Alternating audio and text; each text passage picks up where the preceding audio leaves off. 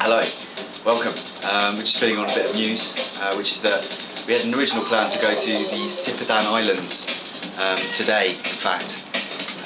But as we were a little bit unprepared, we didn't quite realise exactly how popular the Sipidan Islands are. And they're kind of like, well, we walked past a car the other day and it said, vote Sipidan, like 25th wonder of the world or something. So it's actually very, very popular. They only allow 80 divers a day to go down on the Sipidan Islands. You can't actually stay on Sipidan. You have to stay elsewhere. And anyway, the whole trip's been late, put back. Which means we've had to think of something else to do.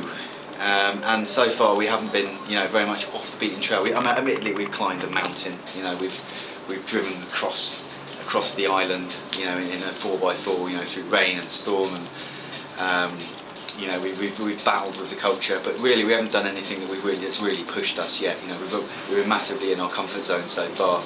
So we've decided that what we're going to do is we're going to go on a little bit of off-road, if you like, but with our feet. We're going to go through a bit of jungle, and we're going to go and try and find somewhere to stay. Now, I believe there's a lot of information in here somewhere. I've watched a lot of daytime TV. I've watched a lot of Rainier. I've watched, a lot of there's a fella called Bear Grylls.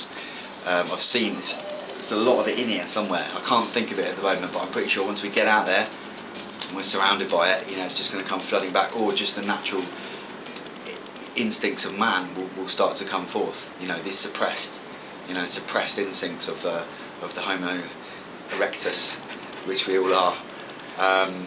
So I thought I'd just run you through a bit of the kit list that we've got, that we picked up today. We had a nice little trip, funny little day today, wasn't it? Yeah.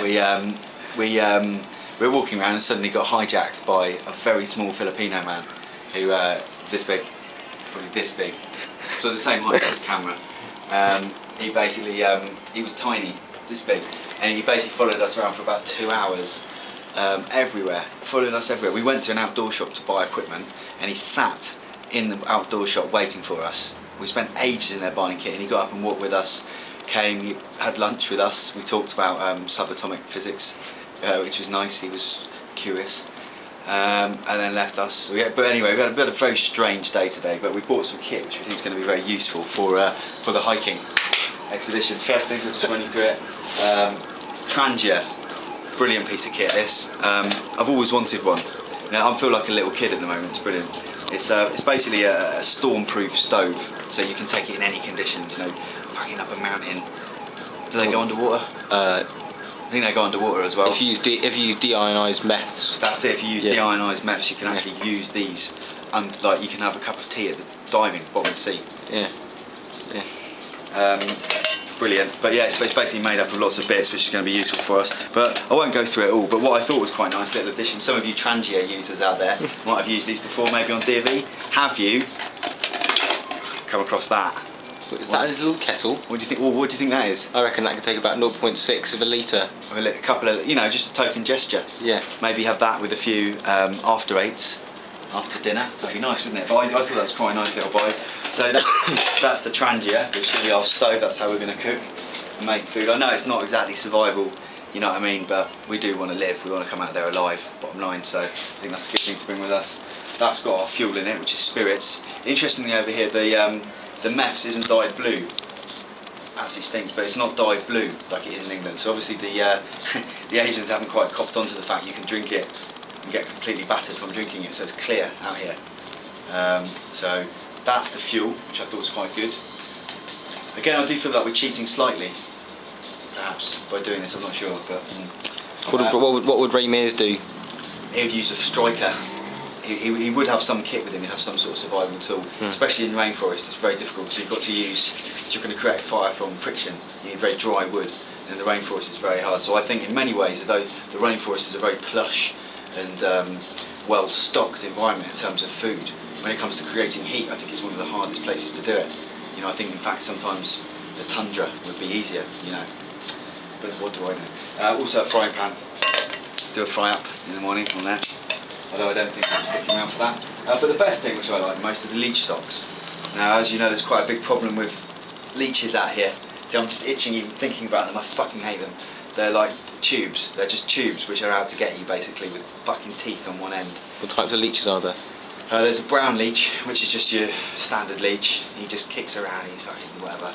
But there's also tiger leeches, which are red, I believe. I haven't seen one yet, but they're red and they're coloured, and they look like flames going down them. You know, they're really aggressive and big, gnashing teeth at the front, and you do feel those ones go in, apparently, and they can jump. They can actually jump at you, so they could be on a branch next to you and they'll jump onto you.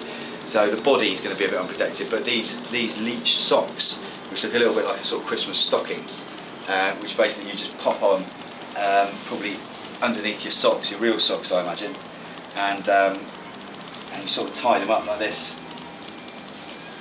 like that, and that gives you protection against the leeches.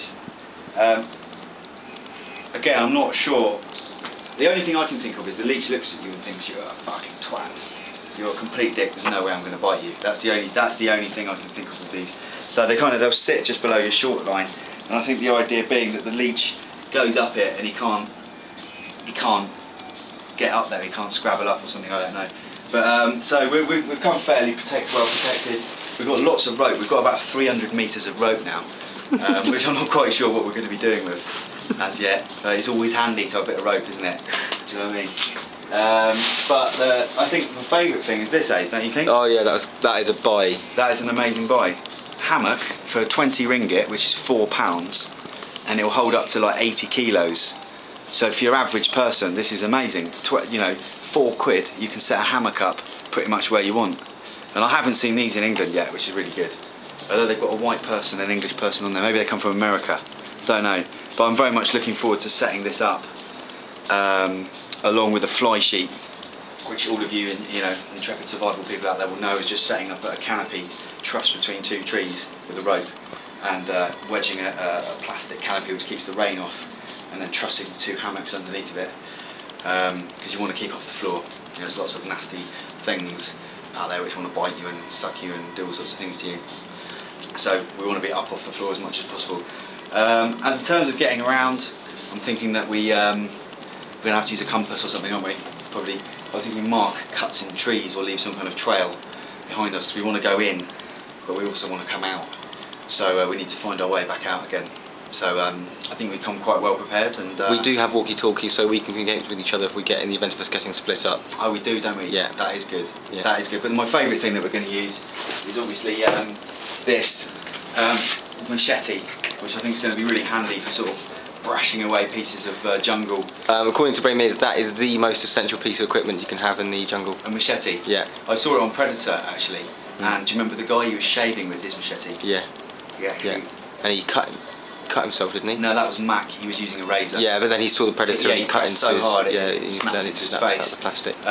But I think it was Dylan or someone like that. I can't remember. No, Blaine, yeah, he used to shave with his machete. Yeah. So that's going to come in handy, and also for like making tools, fashioning a sort of dining table, that kind of thing, stands, all sorts of stuff. This is going to be invaluable. Yeah. So I think we're pretty well equipped. Yeah, definitely. Yeah. So, when are we doing this? We're going to head off tomorrow, aren't we? We're going to hire a car tomorrow, and we're going to go and take it into the jungle. It's a jungle out there. It's a jungle out there, and we want to get in it.